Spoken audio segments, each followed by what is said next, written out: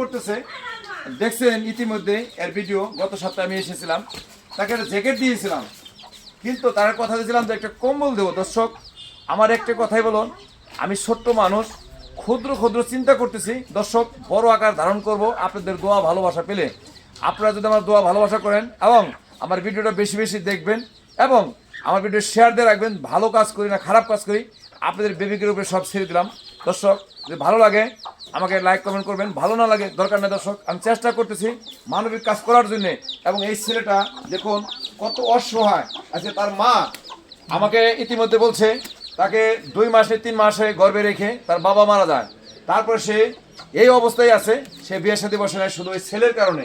ছেলে যেমন একটা জিনিস, মা যেমন একটা জিনিস, দর্শক আমরা বুঝতে পারি না।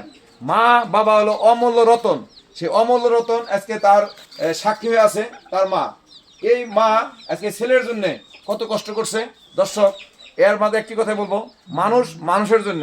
একটি কথাই আমার ডায়লগ, মানুষ মানুষের জন্য। এই জন্য আমি আজকে আসছি, তাকে একটা আমি আজকে একটা দিব 57